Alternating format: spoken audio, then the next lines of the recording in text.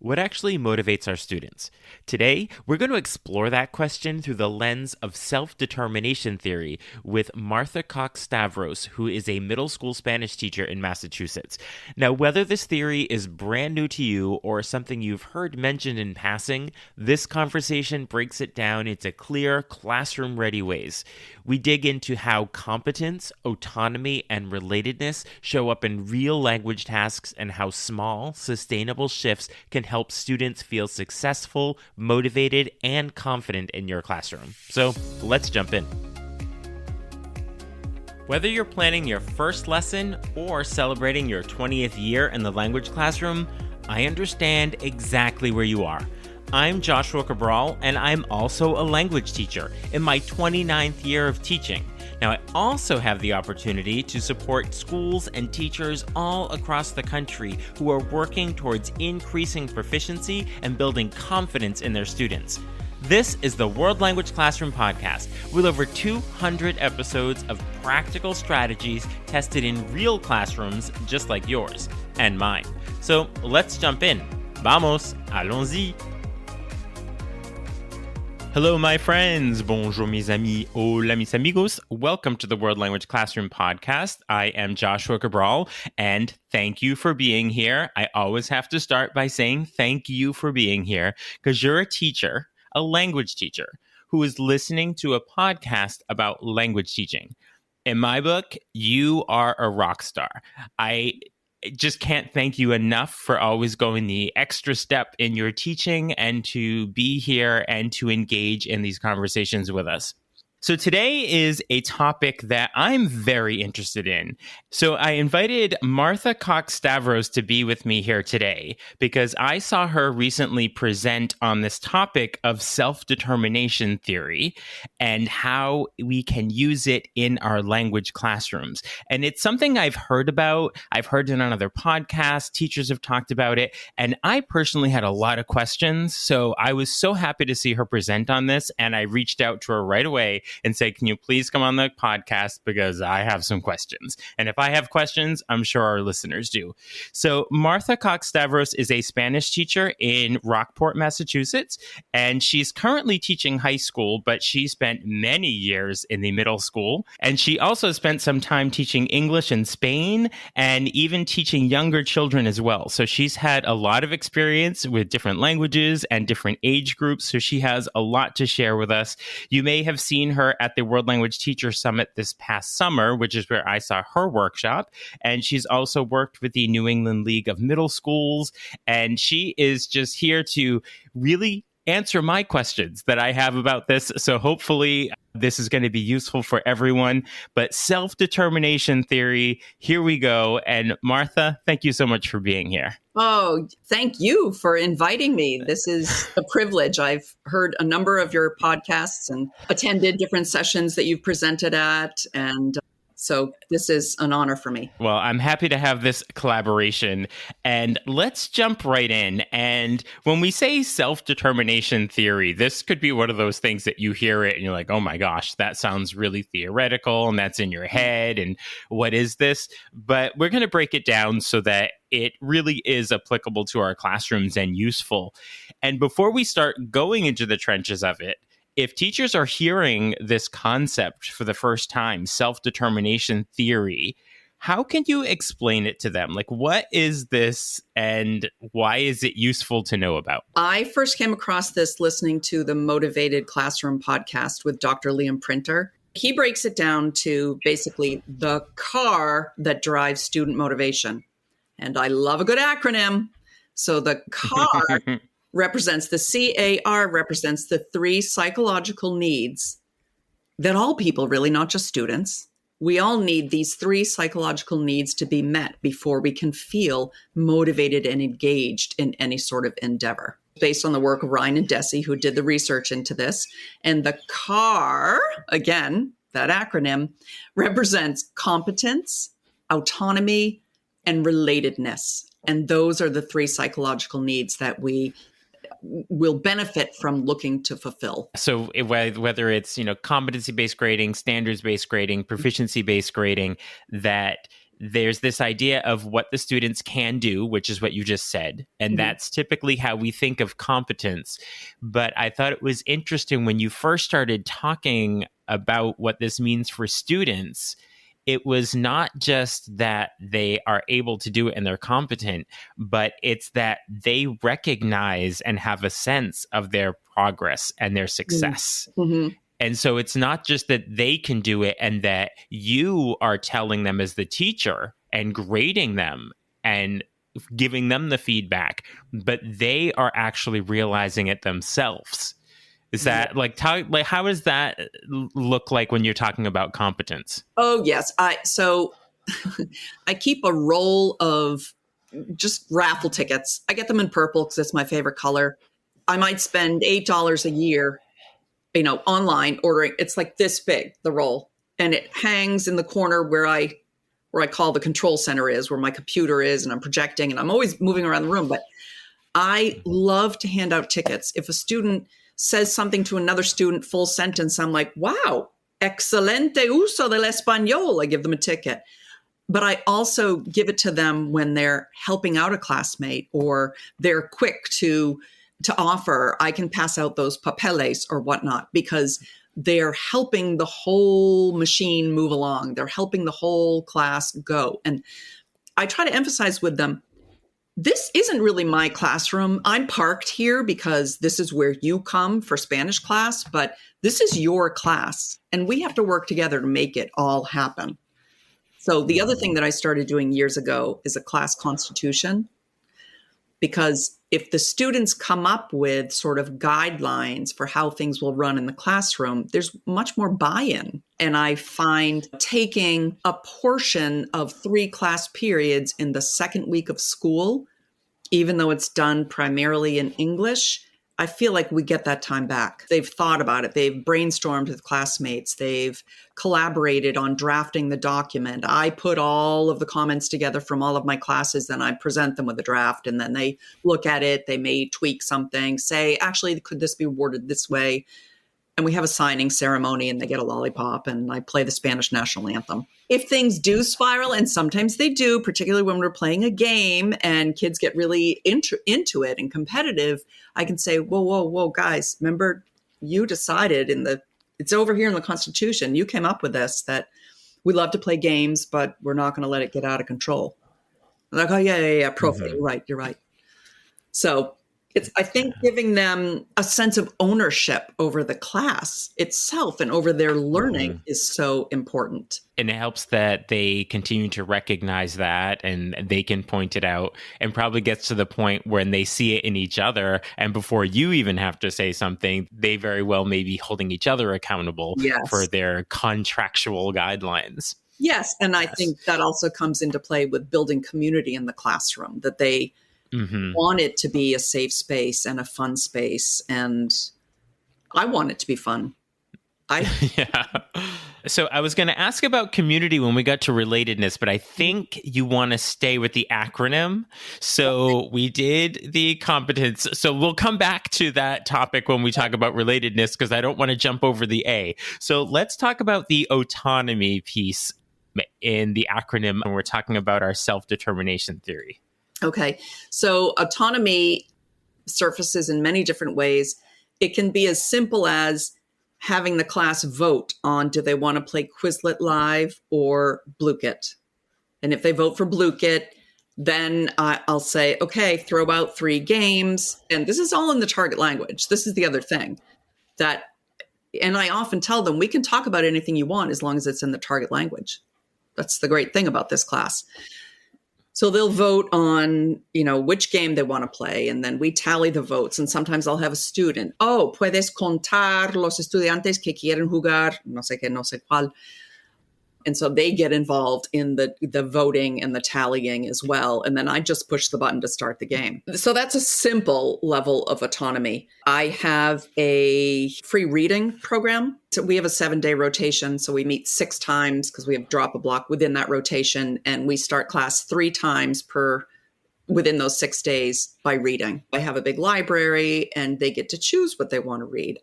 I try to guide them toward, these are level 1, these are level 2, these are level 3, whatnot. And then I'm fortunate that I teach in such a small school. In fact, all of the students I'm teaching this year, I have taught before, except for 4 or 5 kids who are new to the district. So I know a lot about them. I can say, oh, I know it's not baseball season yet, but you're a baseball player. You should read this book, and help sort of tap into their interests.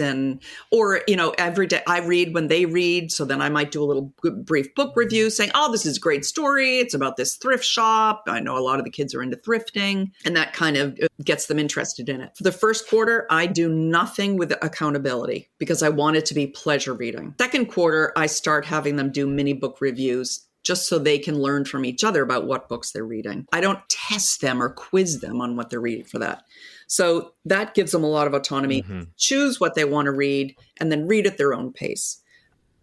Another thing, different options to show what you know, either build a slideshow to tell about the story, or do a reader's theater, little skit with a couple of classmates. To me, my basic goal is I want them to engage with the language. They can do it several different ways. If they want to try writing or record something, or I'm fine, whatever way they do it. I love El Mundo en tus manos. It's from the Comprehensible Classroom, Martina Beck's.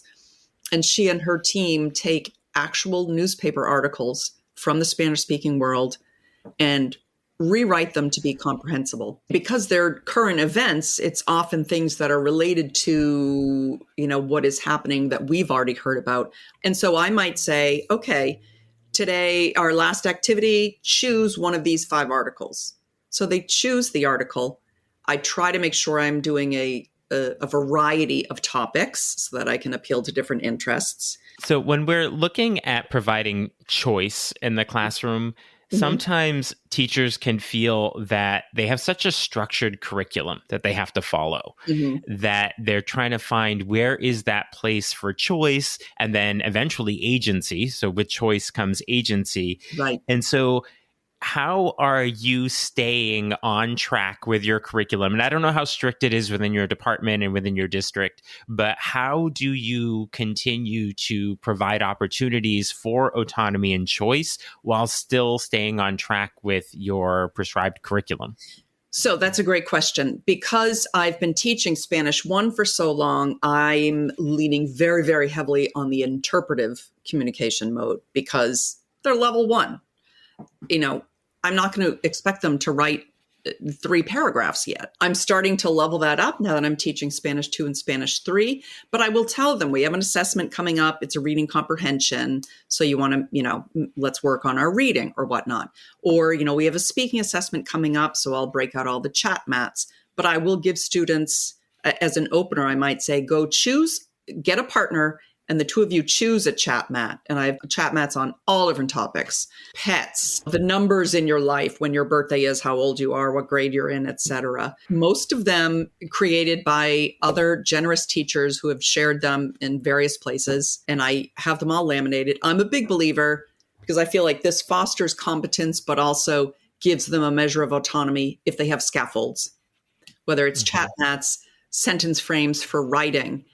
The research shows that if students don't need it, they're not going to use it. If they refer to it, it's because they need that reassurance. So I like that idea of the supported autonomy, because I think that we can look at this word autonomy and it's really, they're just able to fend for themselves. It's like when we talk about spontaneous speaking. Spontaneous speaking for me means that it's unscripted, but it doesn't mean that it's unsupported. Spontaneous speaking using a chat mat is still spontaneous speaking because they have to create with language. Exactly. So I like this idea of taking the word autonomy and just giving us that reminder that it doesn't mean that there's no supports and that there aren't guidelines within their autonomy. So what does guidelines look like when you are engaging in autonomy with your students? It's not just free for all, right? So What is the structure of autonomy look like? Exactly. So we'll go through, I usually have 3 to 4 activities in one class period. I like them to move at some point, but often at the end, I do say to them, I carefully protect our time for connecting with Espanol. So no, you can't do your math homework if you're done early with the initial agenda. I always have tiempo extra choice activities at the end. And it might be do a nugget on Senor Woolley, work on Duolingo, or I have a number of games which they can play a game in a small group, and those have scaffolds with them as well, or a memory match game, or a chat mat, or things like that. The other big thing that my students have really been into lately is Palabra from Teachers Discovery. It's basically the Wordle in Espanol, and it's free and available to everyone. They've been really enjoying tackling that. When it comes to assessments, I offer assessments at different levels. Like all of us, we have different levels in our classroom. Even if in the high school you're teaching Spanish 2 honors, even among those 20 whatever kids, you have different levels. So in general, I'll offer at least 3, if not 4 versions. And I usually call them mild, medium, and spicy. And I have one class of fantastic readers that I've even started offering super picante. So they're in Spanish too, but they have done a great job completing and acing assessments at intermediate low level. They're interpretive, so of course your interpretive skills are higher. And so the number of times that I offer that, I say, maybe you didn't get any sleep over the weekend, you worked a double shift, whatnot. So take it easy. That's fine. Maybe you really want to challenge yourself today. And I open it up to everybody. And it always amazes me that the majority of the students will pick something higher than I thought they would pick. Once in a while, if a student comes back to me saying, I think I bombed that, I was like, no problem. Why don't you try the medium then? Let's see how it works out. I'll take the higher grade. And they're very willing to do that, which I admire, that, stick with itness, that grit, that they're like, sure, I'll try this one too. And to me, I get very valuable information from it. And then I can go back and say, look, you thought you bombed this, but you got 80 points and you got 95 on the medium version.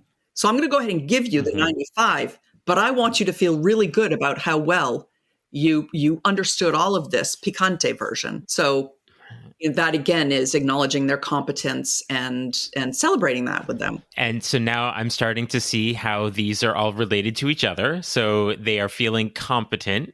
And so when they have an opportunity for choice, which falls into our autonomy category here, that they are going to make a choice based on their understanding of their competence. So I can see how they're all starting to be more related. And so speaking of being related, the R in our acronym is relatedness. So it just seems totally appropriate to talk about relatedness now. So how does that play in your classroom? Perfect timing. Well, I think the number one thing with relatedness is creating community, getting to know each other. And again, I have the advantage of a very small school. Students I have taught before, I've taught their older siblings. Everybody knows everybody in Rockport. Having said that, I find that every block has its own personality every year. So even if all my Spanish 2s were in my Spanish 1 classes last year, they're all mixed up now. So I start from the beginning again, and using things like passwords at the door, or a question of the day. PQA is a huge one, no matter what story or a piece of content you're working with. I'll insert a game if we have extra time or need a break. I do all my brain breaks in the target language because the students master the basic games early on.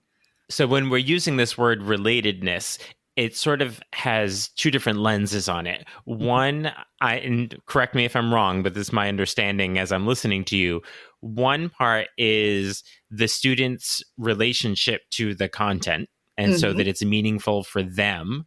But then relatedness is also the community and connection aspect among the students in the classroom. So just to make sure that when we see this word relatedness, that it's not necessarily, it's just about the content, but it's also about being in relationship with the community in the classroom as well. Absolutely. And I think that both of those aspects are very important because our brains are wired for stories. We relate to the emotional journey that a protagonist goes on. That also allows us to teach language in context, that students are able to understand it better. It increases their comprehension. There's relatedness to the content, but also they need to be in a place where they're willing to take risks, where they feel safe. No one's going to laugh at them for their pronunciation or if they make an error. So I need to lower that affective filter. Meeting these 3 psychological needs, which is how you originally started talking about at the beginning, that these are psychological needs, right? Mm-hmm. That's what's been found in the research of Deci. In, I guess, his book in the 80s, I looked it up. It's Intrinsic Motivation and Self-Determination in Human Behavior. When we're looking at these 3 psychological needs, so we have the competence, the autonomy, and the relatedness. Now, this all sounds great. And I'm thinking for some teachers, it might feel a little overwhelming to say, oh, how am I going to do this all in my classroom starting tomorrow? I will remind teachers that, just as you, Martha, said at the beginning, that you realized I was doing a lot of this stuff. Yeah. So I think listeners, look at your teaching and you'll probably find that you're doing a lot of this stuff, but now you can kind of put a name to it and you have some new ideas to go further and to be motivated yourself to continue doing them. But if that is maybe not the case and you have somebody who's listening who might think that I want to try doing this, but it seems really overwhelming to do all of this, what are some tips that you could provide for us to begin to build these sustainable practices in our classroom? And I think they have to be sustainable to work. So where is a place to start for us? If you can take your groups of vocabulary and create a story with them, you might be able to create a story with your students. And if you give them choices, does the boy go to school or does he go to McDonald's? They make one of those decisions. That's autonomy. And it's also relatedness, because they're all working together to come up with this story. Then if you do a write and discuss to write it out afterwards, that's competence, because they're going to write out the story and they're going to understand it. I find that keeping these things in mind has just made my classroom a much more fun place to be. And considering the number of hours I spend in it per week, I think that's a good goal for me to have fun as well as the students to have fun. I think if teachers can look at what they're doing and just try to put a couple of the lenses on it. Yes. Are they showing competency in this? And don't even worry about the other ones yet. Right. But are they showing? And I think there's going to be a lot of yes answers. I think teachers don't realize it. But when you put the lens on it with the questions to ask, they have this realization that these things are happening. And then perhaps you realize that there's some work to do in a particular area. I know for me personally, in listening to this, I know that I'm really good with the relatedness piece. I like to make sure it's topics for them, and the competency piece. I'm all about proficiency-based grading and everything and teaching. But for me, it is the autonomy piece. Okay. You know, like that. I know that that's an area that I need to work on, and I have to have systems in my classroom. That's kind of how I work. And I like frameworks. That's why I said this is a framework. I love that right at the beginning. But I also know that I need to work on finding places for more student choice and more student autonomy. And that's the place that I'm going to be coming from with this. And I'm sure that there are teachers listening that will find those areas as well. So you had mentioned earlier that you've heard a lot of things from Dr. Liam Printer, who had first introduced you to this whole idea of self-determination theory. And yes. I'm curious to know where you continue to learn more about this, or your teaching in general, and maybe some recommendations for our listeners. I love online conferences because of the flexibility. I love going in person to ACTFL or what have you, but you just can't do that every year. It's not practical. So the number of conferences that are now available online, even if it's a presenter that you've seen a half a dozen times before and they're still talking about teaching a class novel, it doesn't matter. You can always refresh. So I go back, the conferences that I've bought lifetime access to, I go back periodically and watch a session again. Dr. Liam Printer, absolutely a motivated classroom. I also get his blog. I get a lot of blogs. I get your blog. In fact, I hope you don't edit this out, but I was unpacking because I moved my classroom. And this is from you. And this is one of my favorite things. Yes, it is. For the listeners, this is what is my proficiency level and how can I level up? And it's the language is simplified so it's not as technical, but my students can read it and say, oh yeah, that's where I am. And okay, I'm going to try and do this. And I find that, taps into their autonomy and competence as well. They're reflecting what they can do and where they want to go from that. I'm also a big fan of the entire Senior Woolley team. Jim Wooldridge, Kelly Ferguson, Carrie Toth, Caitlin Leppert, Jody Stoddard, Anne-Marie Chase. I highly recommend her blog. And Comprehensible Classroom, Martina Bex. As I was listening to you talk about your classroom and your teaching, you are the quintessential curator. And I think that teachers who are really, really effective teachers know how to curate materials in a way that creates an experience for their students, in a way that somebody who's a curator in a museum, they're not actually creating all the art, but they're able to take the different pieces and put it together and create an experience for the viewer, for the person that's appreciating the exposition. And so as I was listening to you, where you said, this is from Anne-Marie Chase, and this is where I pull in the Senior Woolley thing, or this is from this blog, and then I create this to go along with it. And as you were talking, and even talking about all these resources that you're talking about at the end, I just kept having this image of you are this quintessential curator of this experience for your students in the classroom. And I think that's wonderful because it's pulling all of these things together, and they're not just sort of piecemeal or try this, but they all fit in really well for that experience that you're creating for your students. So I just wanted to point that out to you as I was listening to you, that that is, and I also think that's the workshop you should do at a language conference. Be the teacher curator, because you listen to podcasts, you read blogs, and like teachers, it could just be like all this like noise and stuff and everything's coming in. But what I think you've done really well is you found a way to create the exposition experience for your students with all of these materials and making them work really well. So I think you have a superpower there. So I think you should really hone in on that. Thank you so much for that observation.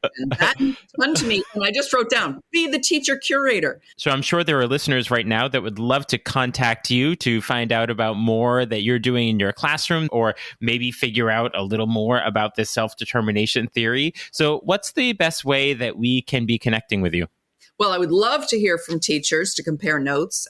My personal email is mcoxstavros@gmail.com. I'll give you my Instagram. It's at Profe Cox, C-O-X _Stavros.